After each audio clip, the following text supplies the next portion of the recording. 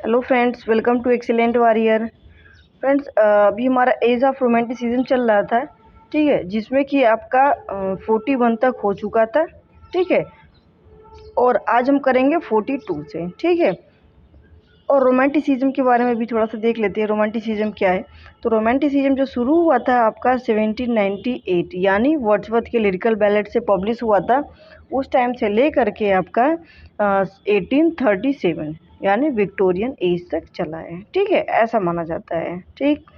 और एक और फैक्ट देख लीजिएगा, 1798 तो आप देख लिए, 1789 में क्या हुआ था। 1789 में इसी का अपोजिट कर दिए हैं नंबर का, इसी नंबर का उल्टा कर दिए हैं। तो 89 में आपका जो है वो फ्रेंच रिवॉल्यूशन शुरू हुआ था। फ्रेंच रिवॉल्यूशन यानी फ्रांस और इंग्लैंड का जो युद्ध है वो शुरू हो गया था, ठीक है। ये फैक्ट आप ध्यान रखिएगा। इस यही जो शुरू हुआ था उसी टाइम पर 1791 में ही वर्ड्सवर्थ जो है विजिट करते हैं फ्रांस का। उसी टाइम एनेट वेलन से उनका अफेयर शुरू होता है, ठीक है, जो उनकी गर्लफ्रेंड रहती हैं। फ्रांस की एक लड़की होती है, उन्हीं से इनका अफेयर चालू होता है वर्ड्सवर्थ का। तो ये फैक्ट आप याद रखिएगा। और क्वेश्चन देख लेते हैं, इसमें कौन सा जो टाइम पीरियड माना गया है रिप्रोडक्टिव, मतलब बहुत ज़्यादा फ्रूटफुल इनके लिए साबित हुआ है, तो वो हुआ है आपका 97 से 98, ठीक है। और कभी कभी ऐसा होता है कि इसके पहले वाला क्वेश्चन जो फ्रेंड्स था वो सेम क्वेश्चन था, लेकिन ऑप्शन जो था वो अलग अलग था, ठीक है। यहाँ पे जितना भी ऑप्शन दिया गया है 92 से 93 ये नहीं होगा आपका, 95 से 96 नहीं, और ये जो है आपका 90 से 91 ये भी नहीं होगा। और ये वाला क्यों होगा, क्योंकि लिरिकल बैलेट जो है 98 में पब्लिश होता है, उसी टाइम से इसको बहुत इम्पोर्टेंट पीरियड माना गया है, ठीक है। और इसमें जब आपका 1798 दिया है, ठीक है, और 97 दिया है, 1797 और 98, 97 और 98 ये दोनों दिया है। और कभी कभी क्या होता है इसको छोड़ करके और यहाँ पर दे देता है 99, तो आप इसको भी ले लेंगे, ठीक है। यहाँ ऑप्शन में नहीं था, और अगर ऑप्शन में अगर देता तो 98 से एक साल पहले भी जा सकते हैं, 98 से एक साल बाद भी जा सकते हैं, ठीक है। तो पिछले वाले ऑप्शन में दिया था और उसी को 98 99 को ही सही किया था। तो आगे चलते हैं, थोड़ा सा ऑप्शन भी देख लेते हैं। विलियम वर्ड्सवर्थ का जो जन्म हुआ था फ्रेंड्स वो 7 अप्रैल 1770 में, ठीक है। 7 अप्रैल तो इनका है, और वर्ड्सवर्थ का क्या, शेक्सपियर का क्या है, तो उनका 23 अप्रैल। इनका बर्थ एनिवर्सरी डेथ एनिवर्सरी दोनों का दोनों है, ठीक है। और ये बैप्टाइज किए गए थे शेक्सपियर, वो किए थे 26 अप्रैल में, यानी आफ्टर 3 डेज बैप्टाइज किया जाता था इंग्लैंड में। बैप्टाइज क्या होता है, शुद्धिकरण। बैप्टिज्म मतलब शुद्धिकरण, इवैक्यूएशन मतलब साफ शुद्धिकरण होता था, नामकरण होता था इस दिन, जन्म से 3 दिन बाद, ठीक है। वही इनका जो शेक्सपियर हैं उनका यही डेटा मिलता है। और ये जो डेटा रखा जाता है वो 3 दिन पहले का, क्योंकि जो बैप्टिज्म होता था वो 3 दिन पहले होता था, इस वजह से जो डेटा इनका 26 का मिलता है उसी के 3 दिन पहले का ये उम्मीद किया जाता है कि इसी डेट पे इनका जन्म हुआ होगा। और ये हो गया इनका वर्ड्सवर्थ का, ठीक है। कहाँ हुए थे, कुकरमाउथ कम्बरलैंड। कहाँ हुए थे फ्रेंड्स, कुकरमाउथ कम्बरलैंड, ठीक है, वर्ड्सवर्थ का जन्म हुआ था, ठीक है। और ये लिरिकल बैलेट के बारे में भी थोड़ा सा देख लीजिए। सैमुअल टेलर कोलरिज के कॉन्टैक्ट में 97 में आते हैं और 98 में जो है प्रोड्यूस कर देते हैं दोनों लोग, ठीक है। वर्ड्सवर्थ फॉर 50 ईयर्स, नेक्स्ट वाला क्वेश्चन है फ्रेंड्स। नेक्स्ट क्वेश्चन है आपका, Wordsworth lived for 50 years among the. अब इसमें पूछ रहा है कि वर्ड्सवर्थ जो हैं 50 साल तक कहाँ पे बिताए हैं अपना, ठीक है, 50 साल अपना कहाँ पे बिताए हैं ये पूछा जा रहा है। तो जो वर्ड्सवर्थ हैं वो कम्बरलैंड डेल्समैन में बिताए हैं, ठीक है, डेल्समैन कम्बरलैंड में बिताए हैं, ठीक है। और यहीं पर कम्बरलैंड में ही इनका जन्म भी हुआ था। अभी देखिए ना, कम्बरलैंड कम्बरलैंड कुकरमाउथ कम्बरलैंड, ठीक है, यहीं पे इनका जन्म हुआ है, कुकरमाउथ कम्बरलैंड, ठीक है। और यहीं पे ये क्या किए हैं फ्रेंड, 50 ईयर्स अपना बिताए हैं, 50 ईयर्स, ठीक, अप्रॉक्स में 50 ईयर्स, ठीक। तो चलिए आगे चलते हैं। आगे इनका देखिए दे दिया है विलियम वर्ड्सवर्थ बर्न, यही दिया है, कुकरमाउथ कम्बरलैंड, ठीक है। 1802 में जो है ये मैरी करते हैं, ठीक है, मैरी हचिंसन से ये मैरिड करते हैं, ठीक है, ग्रासमेयर में। ठीक है फ्रेंड्स, आगे चलते हैं। One of the following work is not by Wordsworth. अब इसमें से पूछ रहा है कि वर्ड्सवर्थ का इसमें से एक वर्क नहीं है, तो इसमें से वर्ड्सवर्थ का जो वर्क नहीं है फ्रेंड्स वो हो जाएगा मे क्वीन। ठीक है, मे क्वीन जो है इनके द्वारा नहीं लिखा गया है, बल्कि ये जो लिखा गया है अल्फ्रेड लॉर्ड टेनिसन के द्वारा लिखा है, अल्फ्रेड लॉर्ड टेनिसन के द्वारा लिखा गया है। ठीक है, टेनिसन कौन है फ्रेंड्स? तो टेनिसन वही है जो इनके बाद पोएट लॉरिएट बनते हैं। वर्ड्सवर्थ जो हैं वो 1843 में पोएट लॉरिएट बनते हैं, और उसके बाद 1850 में जब डेथ होता है उसके बाद इनका पोएट लॉरिएटशिप छूट जाता है। उसी टाइम पे टेनिसन को पोएट लॉरिएट बनाया जाता है, और उसी टाइम पर जो है देखिए 50 में 3 काम होता है। कौन कौन सा काम होता है? पहले तो वर्ड्सवर्थ का डेथ होता है, दूसरा टेनिसन पोएट लॉरिएट बनते हैं, तीसरा ये टेनिसन जो है शादी करते हैं। 1850 में ये शादी भी करते हैं, और 1850 में मेमोरियल वर्सेस करके मैथ्यू अर्नोल्ड, ठीक है, मैथ्यू अर्नोल्ड देख लीजिए 50 में। 1850 में क्या क्या हुआ? टेनिसन पोएट लॉरिएट बनते हैं, टेनिसन क्या करते हैं? मैरिज भी करते हैं। ठीक है, और क्या होता है? 50 में वर्ड्सवर्थ का डेथ होता है। ठीक है, और क्या होता है? मैथ्यू अर्नोल्ड, अर्नोल्ड क्या करते हैं? मेमोरियल वर्सेस, मेमोरियल, ठीक है, वर्सेस लिखते हैं। किसके लिए? तो वो लिखते हैं आपका वर्ड्सवर्थ के डेथ पर। वर्ड्सवर्थ का जब डेथ होता है तो उसी टाइम पर ये विलाप के लिए इस चीज़ को लिखते हैं। ठीक है, उनके मृत्यु पर ही उनको प्रेज करते हैं वर्ड्सवर्थ को। और टेनिसन का जो ये है मे क्वीन है, ये एक शॉर्ट पोयम है जो कि 3 पार्ट में है फ्रेंड्स। ठीक है, टेनिसन का जो ये वर्क है 3 पार्ट में है, 3 पार्ट्स में है। ठीक है, शॉर्ट पोयम है, शॉर्ट पोयम है। ठीक, और टेनिसन का ये पूछ देगा फ्रेंड्स कि पहला वाला वर्क कौन सा था?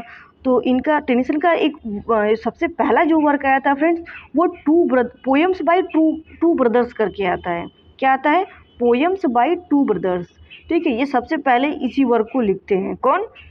ये आपके Tennyson, Alfred Lord Tennyson. 2 brothers, इनके भाई, और ये मिल करके लिखते हैं। ठीक है, अदर ऑप्शन देख लेते हैं क्या क्या दिया है। माइकल दिया है, तो माइकल भी बहुत बहुत बहुत इंपॉर्टेंट है। ठीक है, माइकल का कैरेक्टर आपसे पूछता है, कैरेक्टर पूछता है तो माइकल जो रहता है एक आदमी शेफर्ड रहता है, आदमी मतलब एक शेफर्ड रहता है, शेफर्ड। ठीक है, एक शेफर्ड रहता है माइकल, जिसकी की एक पत्नी होती है इसाबेल, इसाबेल इसकी पत्नी होती है, इसाबेल, और इसका एक बेटा होता है, इसका एक बेटा होता है जिसका नाम ल्यूक होता है। पूछ सकता है कि आपका जो माइकल जो पोयम है उसमें ये एक पास्टोरल पोयम है, जो पास्टोरल पोयम है इसाबेल, माइकल है जो, माइकल जो पास्टोरल पोयम है, इसाबेल इनकी पत्नी होती है। ठीक है, माइकल जो इनके कैरेक्टर के नाम पे जो पढ़ा है माइकल, वो पूछेगा आपसे कि ये कौन सा पोयम है, तो बताना पड़ेगा आपको पास्टोरल पोयम है। ठीक है, और इनका जो माइकल का जो बेटा है वो ल्यूक होता है, इनकी पत्नी होती है इसाबेल, और ये एक शेफर्ड होते हैं। ठीक है, शेफर्ड होते हैं, और ये एक पास्टोरल पोयम है।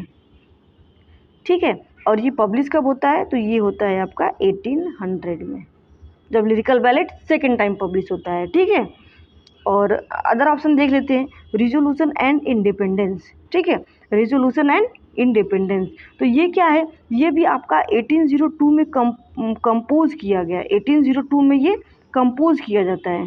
ठीक है, कंपोज किया जाता है, और इसको पब्लिश करवाते हैं पोएम्स इन 2 वॉल्यूम्स करके। वर्ड्सवर्थ का जो पोएम्स इन 2 वॉल्यूम्स है उसमें छोटा छोटा पोएम्स बहुत सारा उनका आया था।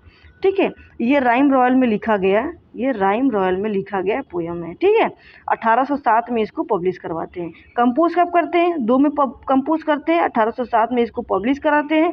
ये राइम रॉयल में लिखा हुआ एक पोयम है। ठीक है, रिजोल्यूशन एंड इंडिपेंडेंस। ठीक, आगे बढ़ते हैं। आगे वाला इनका क्वेश्चन है, it is ब्यूटियस evening, it is ब्यूटियस evening, ये इनका एक सोनेट है फ्रेंड्स, सोनेट। ठीक है, वर्ड्सवर्थ जो है 500 प्लस सोनेट्स लिखते हैं। ठीक है, वर्ड्सवर्थ जो है 500 प्लस सोनेट लिखे हैं। ठीक है, और इसका जो पूरा नाम है friends, it is a ब्यूटियस evening काम एंड फ्री। क्या है? काम एंड फ्री, इसका पूरा नाम है। ठीक है फ्रेंड्स, और ये जो है कंपोज होता है 1802 में। 1802 में बहुत से पोएम को ये कंपोज करते हैं और 1807 में पोएम्स इन 2 वॉल्यूम्स में बहुत सारा प्रोड्यूस भी करते हैं। ठीक है, तो आगे चलते हैं, देखते हैं अगला वाला क्वेश्चन। अगला वाला क्वेश्चन है आपका एक देखिए ना फ्रेंड्स, एक पॉइंट और आ गया तो उसको भी देख लेते हैं टेनिसन का। टेनिसन जो है 1809 में जन्म होता है, ठीक है, और ये एजुकेशन के लिए जब इंटर होते हैं कैम्ब्रिज में, तो ये इसी टाइम इंटर होते हैं। और पोएम्स बाय 2 ब्रदर्स जो लिखा गया था फ्रेंड्स, इसी के 1 साल बाद 28 में लिखा जाता है, ठीक है, यही लिखते हैं। और इनका डेथ कब होता है तो 1892 में, 1892 में इनका डेथ होता है, ठीक है। और 50 में आपको बताए थे कि इनका मैरिज हुआ था और ये पोएट लॉरिएट भी बने थे, ठीक है। वर्ड्सवर्थ लर्न दैट वर्ड्स में build a princely throne on humble truth from. अब ये बोला जा रहा है वर्ड्सवर्थ लर्न दैट, वर्ड्सवर्थ जो है वो सीखे हैं वर्ड्स में बिल्ड, जो वर्ड्स है ना, जो पोयम है वो बिल्ड हो सकती है princely throne on humble truth, prince के थ्रोन पे हो सकती है हम्बल ट्रूथ, एक विनम्र सत्य की तरह, ठीक है। ये बोला जा रहा है वर्ड्सवर्थ के लिए। और ये कौन बोलता है तो ये बोलते हैं आपके वर्ड्सवर्थ बोलते हैं। किसके लिए बोलते हैं? रॉबर्ट बर्न्स के लिए बोलते हैं। रॉबर्ट बर्न्स कौन है फ्रेंड? तो रॉबर्ट बर्न्स जो हैं आपके, ये भी एक पोएट रहते हैं जो कि वर्ड्सवर्थ के पहले इनका जन्म हुआ रहता है, ठीक है। इनका भी जन्म कब होता है? इनका जन्म जो होता है रॉबर्ट बर्न का वर्ड्सवर्थ से पहले होता है। और वर्ड्सवर्थ क्या है कि ये जो लाइन है वो वर्ड्सवर्थ अपने एक पोयम में, इनका एक पोयम आता है वर्ड्सवर्थ का रॉबर्ट बर्न के लिए, ठीक है। रॉबर्ट बर्न के ऊपर एक पोयम लिखते हैं। उस पोयम का नाम है फ्रेंड्स, उस पोयम का नाम है at the grave of Burns, ठीक है, at the grave of Burns, ठीक है फ्रेंड्स। मतलब कि उनके कब्र पर जा करके वर्ड्सवर्थ जो है 1803 में इसको लिखते हैं, ठीक है। ये एक स्कॉटिश पोएट होते हैं रॉबर्ट बर्न, यानी इनके कब्र पर जा करके वर्ड्सवर्थ इनके ऊपर बोले हैं, इनके कब्र पर जा करके at the grave of Burns 1803 में, at the grave of Burns में इस बात को बोलते हैं वर्ड्स में build a princely throne on humble truth, ठीक है, वर्ड्सवर्थ द्वारा बोला गया है। तो अगला ऑप्शन भी देख लेते हैं फ्रेंड्स। ये समझ में आ गया आपको, इन्हीं के ऊपर बोले हैं, वर्ड्सवर्थ के द्वारा बोला गया है। और वर्ड्सवर्थ का कौन सा पोएम था? At the grave of Burns 1803 में पब्लिश हुआ है। ये एक स्कॉटिश पोएट होते हैं, ठीक है। और अगला देख लेते हैं रॉबर्ट बर्टन कौन है? रॉबर्ट बर्टन, तो रॉबर्ट बर्टन जो फ्रेंड है इनका एक फेमस इनका जो एक वर्क है एन एनाटॉमी ऑफ मेलंकली, 1621 में आने वाला इनका एक वर्क है एन एनाटॉमी ऑफ मेलंकली, ठीक है, एनाटॉमी ऑफ मेलंकली इन्हीं का वर्क है, ठीक है फ्रेंड्स, रॉबर्ट बर्टन का मेलंकली, ठीक है, समझ में आ गया। और अगला ऑप्शन भी देख लेते हैं फ्रेंड्स, तो रॉबर्ट ब्रीज को भी देख लेते हैं। रॉबर्ट ब्रीज कौन है? तो रॉबर्ट ब्रीज जो है फ्रेंड्स ये भी एक पोएट लॉरिएट रह चुके हैं, पोएट लॉरिएट। लेकिन ये आपके जो पोएट लॉरिएट रहे हैं मॉडर्न एज में आते हैं, पोएट लॉरिएट, ठीक है, मॉडर्न एज में पोएट लॉरिएट बनते हैं। यानी ये 1913 से लेकर के 30 तक, 13-30 याद रखिएगा, 13 और 30, ठीक है, दोनों मिलता जुलता है तो याद रहेगा, मॉडर्न एज में ये बनते हैं। और ये कब की बात हो रही है आपकी? 1914 में तो वर्ल्ड वार शुरू होता है, 1914 से लेकर के 1919 तक वर्ल्ड वार चलता है। तो उसी दौरान में जो है रॉबर्ट ब्रीज जो है ब्रीज का काम करते हैं, ठीक है, यानी पोएट लॉरिएट बनते हैं, ठीक है, 13 से 30 तक, 1913 से 30 तक याद रहेगा फ्रेंड्स, ठीक है। Robert Bridges friends, Robert Burton का तो हो गया आपका एनाटॉमी ऑफ मेलंकली, ठीक है। ये रॉबर्ट ब्रीज हैं जो कि पोएट लॉरिएट रह चुके हैं 13 से 30 तक।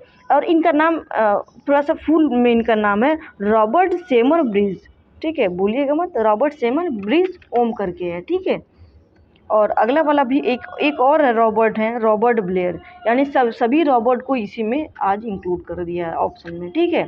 तो इनको भी देख लेते हैं, रॉबर्ट बर्न्स को, ब्लेयर को भी देख लेते हैं। रॉबर्ट ब्लेयर जो है ये एक पोएम लिखते हैं द ग्रेव करके। इनका एक पोएम फेमस है friend, the grave. The grave जब भी आपको देगा सीधा आप किसको लगा देंगे, ब्लेयर को लगा देंगे, क्योंकि इन्हीं का फेमस है ये पोएम, ठीक है। और अगला तब चलते हैं, ये हो चुका है। अगला होगा आपका 46 नंबर का, सोलिटरी रीपर इज। अब ये पूछ रहा है सोलिटरी रीपर जो वर्ड्सवर्थ का पोएम है वो क्या है, ठीक है। तो इसमें ज़्यादातर कन्फ्यूज़न होता है बच्चों को। तो इसमें जो आप जो ऑप्शन लगाएंगे, अगर आपको ये चारों का चारों ऑप्शन दे दिया है तो आप सीधा आंख बंद किए किसको मार देंगे, बैलेट को मार देंगे, ठीक है। और आप थोड़ा भी लिरिक्स से कन्फ्यूज़ हुए तो गड़बड़ हो जाएगा, बैलेट को ही मारेंगे, ठीक है। बैलेट ही ऑप्शन आप क्लिक करेंगे, ठीक। बैलेट जो है ये इनका बैलेट जो होता है फ्रेंड्स, वैसे तो 4 लाइन का होता है, 4 लाइन का होता है फ्रेंड्स, ठीक है, 4 लाइन का। लेकिन इसमें जो दिया गया है ये 8 लाइन का दिया गया है। 8 लाइन का 4 स्टेंजा होता है, 4 स्टेंजा होता है, ठीक। इनका जो पोएम है फ्रेंड्स सोलिटरी रीपर, वो 8 लाइन का 4 स्टेंजा है, यानी 8 चौका 32 लाइन का ये इनका पोएम है। 32 लाइन का इनका एक पोएम है सोलिटरी रीपर।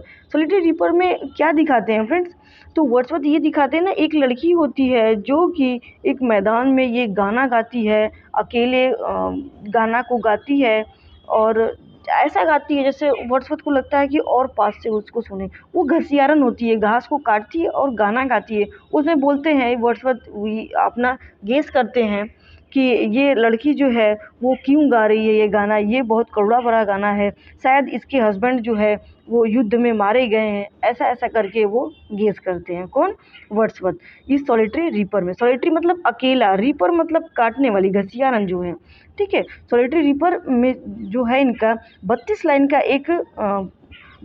एक पोएम है, ठीक है। 8 लाइन का 4 स्टेंजा है, ठीक है, 8 लाइन का 4 स्टेंजा। और ये आयम्बिक टेट्रामीटर में लिखा जाता है। किस में लिखा जाता है, आयम्बिक टेट्रामीटर। टेट्रामीटर यानी 8 सिलेबल, ठीक है, ठीक है, 8 सिलेबल का ये होता है टेट्रामीटर, ठीक है फ्रेंड्स। और इसका एक बार आप राइमिंग स्कीम भी देख लीजिएगा। तो ये होगा राइमिंग स्कीम में, इसका रहता है A B A B C C, A B C C D D. बहुत आसान है, याद रखिएगा, A B C C D D, ठीक है। और ओड क्या होता है, तो ओड भी आपका ग्लोरीफाई करने के लिए होता है, किसी चीज़ को, आइडिया को, या किसी प्लेस को, या किसी पर्सन को ग्लोरीफाई किया जाता है। पास्टोरल क्या होता है, तो पास्टोरल आपका एक रस्टिक लाइफ होता है, जो देहाती चीज़ें होती है उसको पास्टोरल बोलते हैं। लिरिक भी आपका कोई गाने योगी जो चीज़ें होती है उसी को बोलते हैं, ठीक है। ये समझ में आ गया, आगे चलते हैं। देखिए इनका ये दिया है ना, A B C C D D, ठीक है। अब इसमें दिया है lyrical ballad was written by.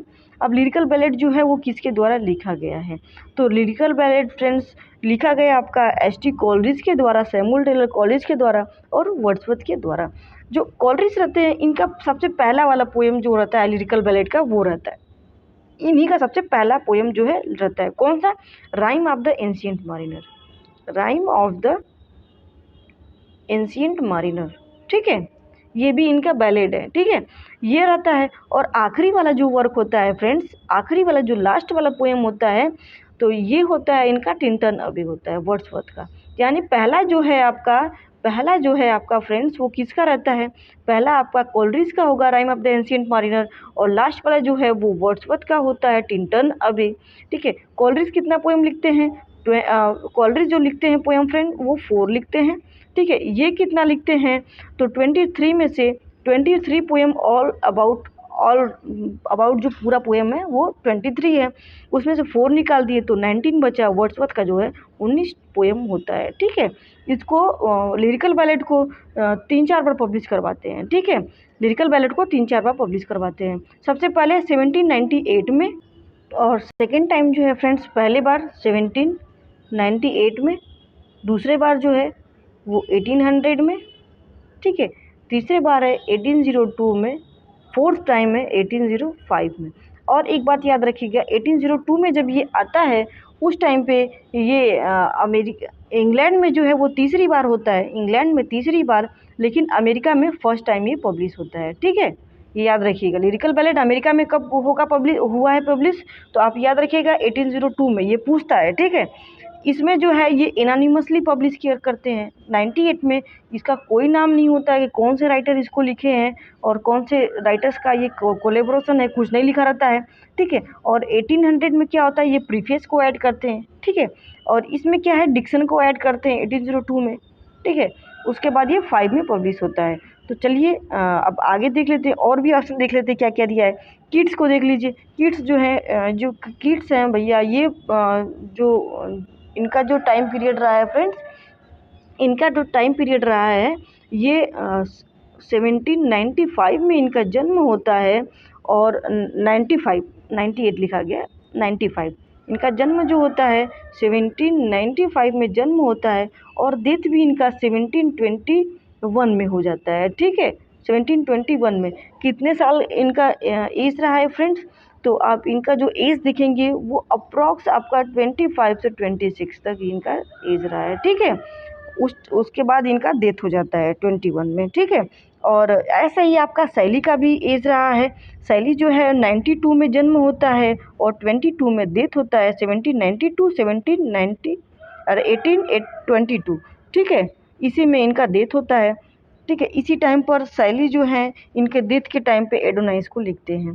ठीक है, और इनका जो सबसे इम्पोर्टेंट जो टाइम पीरियड रहता है वो 1819 रहता है। इसको बहुत ज़्यादा रिप्रोडक्टिव माना जाता है जॉन कीट्स का। ठीक है, और विलियम ब्लेक कौन है, विलियम ब्लेक वो हैं फ्रेंड्स जिनका कि song of innocence, songs of experience, ठीक है, टाइगर, चिमनी स्वीपर, ये सब इन्हीं का वर्क है। ठीक है, अर्नोल्ड को देख लीजिए। अर्नोल्ड वही है जो कि वर्ड्सवर्थ के लिए मेमोरियल वर्सेस लिखे हैं, वर्ड्सवर्थ के लिए मेमोरियल वर्सेस लिखे हैं। एम्पीडोकल्स एट एटना इन्हीं का वर्क है, एम्पीडोकल्स एट एटना इन्हीं का वर्क है अर्नोल्ड का। ठीक है, थायरसिस इन्हीं का है, डॉवर बीच इन्हीं का है। और तब आगे चलते हैं, ये तो हो गया। आगे देखते हैं नेक्स्ट वाला क्वेश्चन कौन सा है हमारा फ्रेंड्स। तो नेक्स्ट वाला क्वेश्चन है आपका 48 नंबर का जो क्वेश्चन है फ्रेंड्स, वो है Wordsworth composed sonnet, Wordsworth composed some of his finest poem during the years. देखिए, ये अभी आपको कुछ देर पहले हम बताए थे ना कि ये ऑप्शन में दे रहा है। पिछले वाले ऑप्शन में हमारा क्या दिया था, तो पिछले वाले ऑप्शन में हमारा दिया था 1797 टू 98। ठीक है, ये दिया था। ठीक है, और अभी के ऑप्शन में हमारा दे दिया है 98 टू 99। हम आपसे बोले थे ना 98, बस आप ध्यान दीजिएगा। उसके बाद एक साल पीछे का अगर ऑप्शन दिए रहा है तो वो लीजिएगा, एक साल बाद का ऑप्शन दे रहा है तो वो लीजिएगा। इसके पहले वाले में एक साल पहले दिया था, इस वाले में एक साल बाद दिया है, और अदर ऑप्शन जो है कंसीडर करने लायक नहीं है, क्योंकि 98 के आगे पीछे ही होना चाहिए। तो इसमें एक भी 98 से नहीं जुड़ा हुआ है। ठीक है, सब काट देंगे, ये आपका सही हो जाएगा। ठीक है, यानी आपको ये जो लिरिकल बैलेट का पब्लिकेशन है उसको ध्यान में रखना है, क्योंकि उसी टाइम पे इनका सबसे फाइनेस्ट पोएम जो आता है। ठीक है, आगे चलते हैं। आगे है the excursion dated 1814 mark the beginning of, यानी जो इनका एक एक्सकर्सन जो वर्क आया था फ्रेंड्स, एक्सकर्सन 1814 में। अब ये पूछ रहा है कि वो किस चीज़ का प्रतीक रहता है। ठीक है, उस टाइम जब ये आता है तो ये जो होता है फ्रेंड्स वो डिक्लाइन होता है वर्ड्सवर्थ का पोएटिक जीनियस का। यानी जब ये इस पोएम को जब लिखते हैं फ्रेंड्स, ठीक है, जब ये इस पोएम को लिखते हैं तो उस टाइम पे इनका डिक्लाइन शुरू हो जाता है, जिसका वर्ड्सवर्थ के पोएटिक करियर का। ठीक है, जब ये जो ये वाला वर्क है फ्रेंड्स एक्सकर्सन, इसको जब पब्लिश करते हैं तो इसको बहुत ज़्यादा फेवर नहीं मिलता है प्रोफेशनल रिव्यूवर्स का। जो रिव्यूवर्स होते हैं फ्रेंड्स, जो कि अच्छे अच्छे पम्फलेट को लिखते हैं, ठीक है, जनरा जिन लोग का चलता है, जो पोएट्स होते हैं, क्रिटिक्स होते हैं, उन लोग का बहुत ज़्यादा फेवर इसको नहीं मिलता है। किसको, एक्सकर्सन को। जब ये 1814 में पब्लिश करते हैं उसी टाइम से इनका जो पोएटिक करियर जो है वो डाउन होने लगता है। किसका, वर्ड्सवर्थ का। यही माना जाता है 1814 में जब ये एक्सकर्सन पब्लिश करते हैं। ठीक है, आगे चलते हैं फ्रेंड्स, देखते हैं आगे हमारा क्वेश्चन है। आगे जो क्वेश्चन है फ्रेंड्स वो है लाइन है आपका, ठीक है।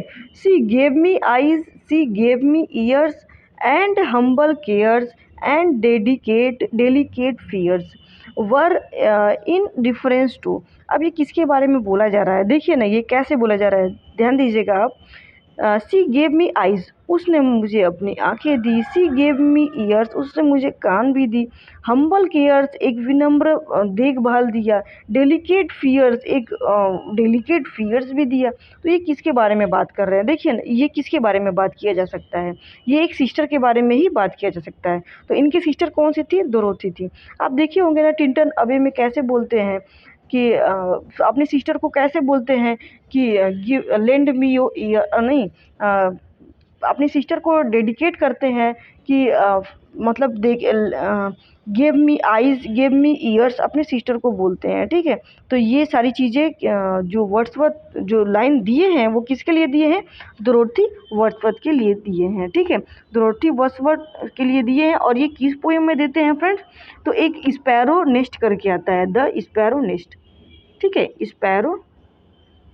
स्पैरोस जानते हैं ना, गिलहरी जो होती है उसका नेस्ट, ठीक है, स्पैरोस नेस्ट, ठीक। और वर्ड्सवर्थ के द्वारा होता है, ये ट्रिब्यूट करते हैं किसको, अपनी जो सिस्टर हैं उनकी डोरोथी, उनको करते हैं, ठीक है। अदर ऑप्शन एनेट वेलन इनकी जो लवर रहती है वो हैं, ठीक है। रिवर वायर है, ये रिवर के बारे में है बात, ठीक है। आगे चलते हैं, देखिए इनकी सिस्टर जो है डोरोथी है, इन्हीं से इंस्पायर होते हैं बहुत टाइम, कई बार होता है ना, इनसे ये इंस्पायर होते हैं।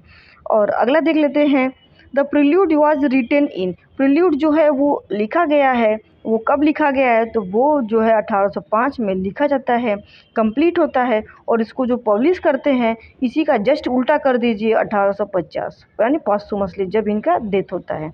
यानी आप ये देख लीजिएगा फ्रेंड्स कि ये डेट जो है कितना इंपॉर्टेंट है। इसी टाइम पे इनका डेथ होता है, इसी टाइम पे प्रिल्यूड जो कि इनका ऑटोबायोग्राफिकल पोएम है, सबसे बड़ा अगर पोएम माना जाता है, 14 बुक का ये पोएम होता है, ये यही होता है इनका प्रिल्यूड, ठीक है। इसको पब्लिश करती है मैरी हचिंसन, इनकी जो विडो रहती हैं वो। और इसी टाइम पे टेनिसन जो है मैरिज भी करते हैं, इसी टाइम पे टेनिसन जो है पोएट लॉरिएट बनते हैं, इसी टाइम पे मेमोरियल वर्सेस मैथ्यू अर्नोल्ड लिखते हैं इसी डेट पर। तो ये डेट जो है बहुत इंपॉर्टेंट है, ठीक है, 50 याद रखिएगा।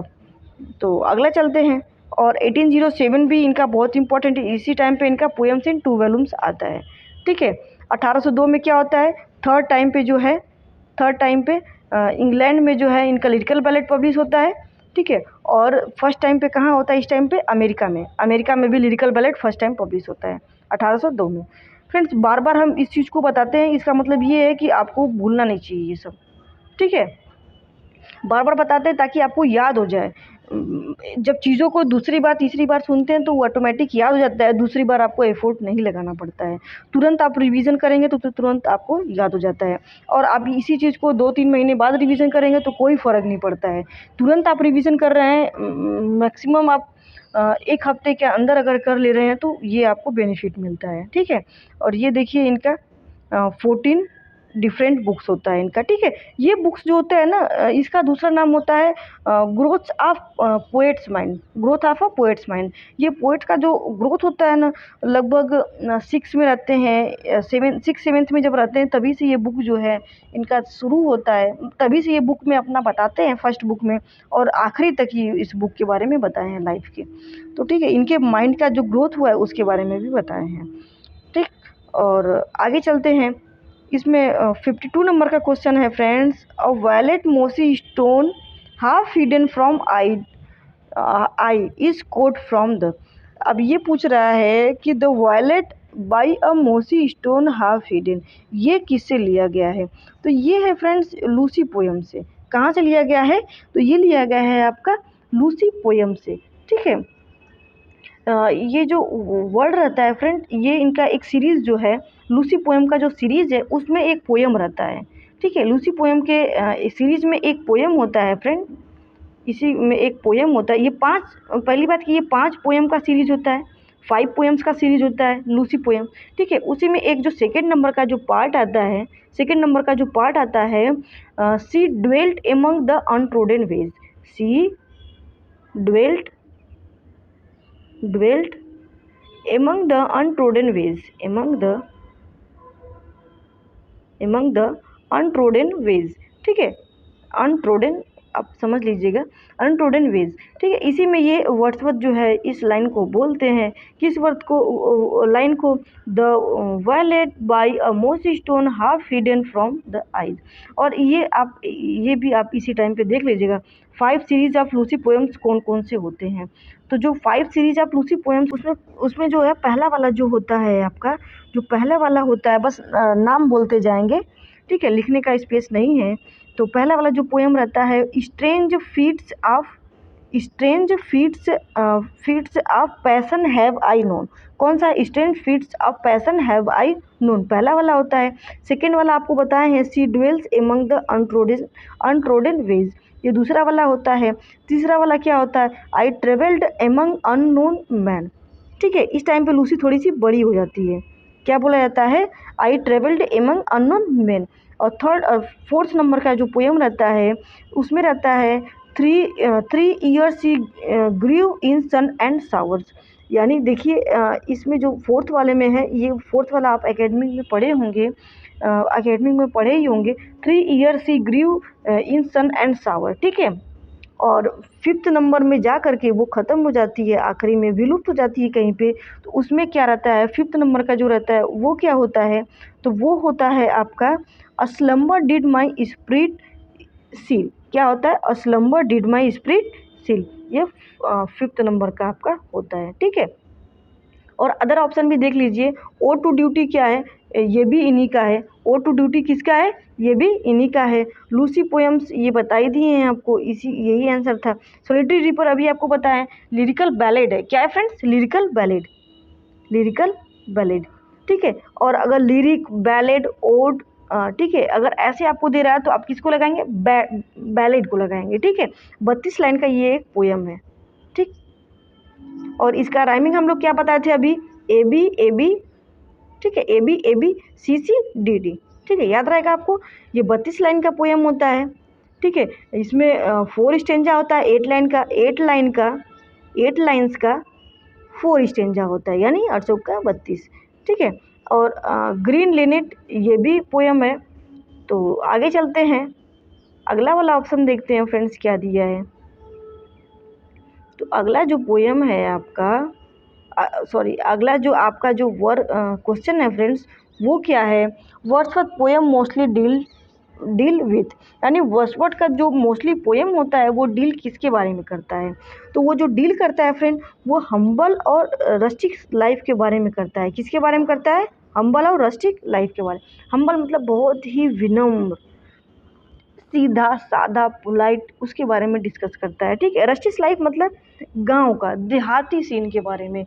आप देखेंगे ना, इनका एक कोट है जो बहुत ज़्यादा फेमस होता है, common language for common people. यानी जो लैंग्वेज जो है उसमें वर्ड्सवर्थ बोलते हैं कि जो हमारा जो लैंग्वेज है वो एकदम कॉमन होना चाहिए, यानी कॉमन मैन जो समझ सके वैसा लैंग्वेज होना चाहिए। यही इस टाइम पे वर्ड्सवर्थ ही होते हैं जो कि पोएम को बहुत ही इजी लैंग्वेज में लिखते हैं, जिससे कि रस्टिक लाइफ वाले जो लोग हैं वो भी इस चीज़ों को समझ सकें। जो कि बहुत ज़्यादा डिक्शन और अलिट्रेशन है, जो दिखावा है, वो जो डिक्शन का जो बम्बास्टिक जो वर्ड यूज़ किया जाता है उसको इग्नोर करके ये क्या लिखते हैं? Common language for common people, ठीक है। हम्बल लाइफ को ये लिखते हैं, कौन? वर्ड्सवर्थ, ठीक है। अगला देखते हैं, और ऑप्शन तो कुछ इसमें देखने लायक नहीं है। अगला देखते हैं, Wordsworth before his death resided at, यानी कहाँ पर ये स्थिर होते हैं? वर्ड्सवर्थ जो है डेथ से पहले ये कहाँ पर जाकर ये ठहरते हैं? तो वो जो ठहरते हैं वो रिडल माउंट में ठहरते हैं। कहाँ पे ठहरते हैं फ्रेंड्स? रिडल माउंट में ठहरते हैं। रिडल माउंट क्या है? तो रिडल माउंट एक प्लेस है जहाँ पे वर्ड्सवर्थ जो है लगभग कब से कब तक रहे हैं? तो ये माना जाता है कि वर्ड्सवर्थ जो है 1813 में अपनी फैमिली के साथ यहाँ पर, कहाँ पर? रिडल माउंट में आते हैं वो, और वहीं पर ठहर जाते हैं, ठीक है। जाने आने को तो जाते ही हैं, लेकिन वो लौट भी आते हैं, मेन ठहराव वहीं पे होता है इनका, ठीक है। देखिए अब यहाँ पे जो है अगला देखते हैं क्वेश्चन जो है टिंटन अबे इज, यानी 55 नंबर का क्वेश्चन है व्हाट्सवर्थ टिंटन अबे इज। व्हाट्सवर्थ का जो टिंटन अबे है वो क्या है, तो वो एक ड्रामेटिक मोनोलॉग है। ठीक है, ड्रामेटिक मोनोलॉग। तो वो ड्रामेटिक मोनोलॉग कैसे हो गया व्हाट्सवर्थ का ये, तो ये इसलिए होता है फ्रेंड्स कि आप देखेंगे ये अपनी सिस्टर डोरोथी को एज ए स्पीकर जो है एड्रेस करते हैं कि डोरोथी जो है ऐसा दिखाते हैं कि डोरोथी वहाँ पर है। ठीक है, डोरोथी वहाँ पर है और उनको एड्रेस करते हैं कि देखो बहन, जिस एज में तुम हो अभी, जिस एज में आप हो उस एज में हम भी कभी यहाँ पर आए थे। मतलब उस टाइम पे जैसा मुझे फील हो रहा था इस टाइम पे भी तुमको वैसा ही फील हो रहा है। यानी टिंटन अबे में जब विजिट करते हैं तो वर्ड्सवर्थ ऐसा दिखाते हैं कि जिस पाँच साल पहले वर्ड्सवर्थ आए रहते हैं और इस टाइम पे 5 साल बाद आते हैं और बोलते हैं 5 साल बाद फिर हम आएंगे। यानी 1803 में हम दोबारा यहाँ पर आएंगे, 98 में आए हैं। ठीक है, अब एक और आप ध्यान दीजिएगा, एक क्वेश्चन ये पूछ देता है कि वर्ड्सवर्थ टिंटन अबे का विजिट कितने बार किए थे, तो विजिट जो है फ्रेंड्स ये 3 बार किए थे। कब कब किए थे, एक बार 98 में करते हैं। ठीक है, 98 में। दूसरी बार कब करते हैं, 1803 में करते हैं। तीसरी बार कब करते हैं, 98 नहीं, पहली बार जो है 93 में करते हैं। ठीक है, 93 में करते हैं, फिर 98 में करते हैं, फिर 1803 में करते हैं। 3 बार, ये 5-5 साल के गैप में ये विजिट करते हैं कहाँ, टिंटन अबे में। और उसी टाइम पे ये बताते हैं अपनी सिस्टर को कि बहन जैसा अभी आपको लग रहा है, इस टाइम पे जैसा आपको फील हो रहा है वैसा मुझे भी कभी फील हुआ था। तो ये इस बात को बताते हैं। और उनकी सिस्टर, जबकि उनकी सिस्टर का जो प्रेजेंस नहीं दिखाया गया है, उनकी सिस्टर कभी भी एज ए स्पीकर वहाँ पे नहीं बोलती हैं, बल्कि वर्ड्सवर्थ ही उनको केवल एड्रेस करते जाते हैं। ठीक है, इसी वजह से ये ड्रामेटिक मोनोलॉग हो गया। ड्रामेटिक मोनोलॉग क्या होता है, वही होता है कि कोई बगल में है नहीं लेकिन उसको एड्रेस किया जाता है, तो यही हो जाता है। ठीक है, ड्रामेटिक मोनोलॉग के जो फादर बोले जाते हैं या फिर जो रिलेट किया जाता है वो किसको किया जाता है, तो वो रॉबर्ट ब्राउनिंग को किया जाता है ड्रामेटिक मोनोलॉग। रॉबर्ट ब्राउनिंग का एक वर्क है फ्रेंड्स, कौन सा, माई लास्ट डचेस। उसमें आप देख सकते हैं कि कैसे वो माई लास्ट डचेस में अपनी बिलवेड को, कैसे वो अपनी जो प्रेमिका रहती है, जो उनकी पत्नी रहती है, उसको कैसे वो ग्लोरीफाई करते हैं उसके बारे में बताते हैं। और उनके साथ एक मैसेंजर रहता है, उसको ये एड्रेस करके पूरे पोएम को बताते हैं। एक मैसेंजर होता है, उसी को एड्रेस करके माई लास्ट डचेस को पूरा कंप्लीट कर दिया जाता है, किसके द्वारा, रॉबर्ट ब्राउनिंग के द्वारा। यानी जबकि वहाँ मैसेंजर होता नहीं है। तो यही होता है आपका ड्रामेटिक मोनोलॉग। ड्रामेटिक मोनोलॉग को अगर समझना है तो एक बार रॉबर्ट ब्राउनिंग का आप लास्ट डचेस ज़रूर देखिएगा। रॉबर्ट ब्राउनिंग का कोई भी पोएम देखिएगा उसमें आपको मिलेगा ही मिलेगा। ठीक है, तो अगला चलते हैं, देखते हैं अगला वाला क्वेश्चन कौन सा है फ्रेंड। अगला वाला जो क्वेश्चन है आपका वो 56 नंबर का है। In 1805 Wordsworth which poem was written. अब इसमें पूछ रहा है 1805 में वर्ड्सवर्थ का कौन सा पोएम लिखा गया है, तो ये लिखा गया आपका प्रेल्यूड। देखिए इसके पहले क्या लिखा गया था फ्रेंड्स, इसके पहले आपका लिखा गया था क्वेश्चन, यही क्वेश्चन था, बस पूछने का तरीका अलग था। क्वेश्चन यही था कि प्रिल्यूड जो है कब पब्लिश हुआ है, तो यहाँ पे 1805 दिया था। तभी हम आपको बताए थे ना, इसी का उल्टा कर देंगे 1850, तो इसी टाइम पे ये पब्लिश होता है मैरी हचिंसन के द्वारा। ठीक है, और अगला ऑप्शन भी देख लेते हैं। इसका तो सब आपको बता ही दिए हैं। ठीक है, लूसी पोएम 5 सीरीज़ का होता है। ठीक है, टिंटन अबे जो है, टिंटन अबे इनका एक पोएम है जो कि लास्ट पोएम होता है किसका, लिरिकल बैलेट का आखिरी पोएम, यानी 23rd नंबर का जो पोएम होता है लिरिकल बैलेट का, वो टिंटन अबे होता है। ठीक है, और इसका आप एक चीज़ और देख लीजिएगा, इसका इम्पोर्टेंट लाइन आप एक बार देख लीजिएगा। इसका इम्पोर्टेंट लाइन भी है, कुछ लाइन भी है इनका इम्पोर्टेंट जो कि पूछता रहता है। अभी आपको कुछ देर पहले हम बताए थे एक कि 5 साल पहले ये आते हैं, यानी वर्ड्सवर्थ जो है विजिट करते हैं 1793 में एक बार टिंटन अबे का। ठीक है, जो टिंटन अबे होता है, और 1798 में दूसरी बार करते हैं। ठीक है, 1803 में तीसरी बार, यानी 5 years have past, 5 years have 5। देखिए इनका एक कोटेशन है वो देख लेते हैं, टिंटन अबे का है, 5 years have passed, 5 years have passed, 5 summers, 5 summers 5 with the length of 5 long winters, with the length of 5 long winters, with the length of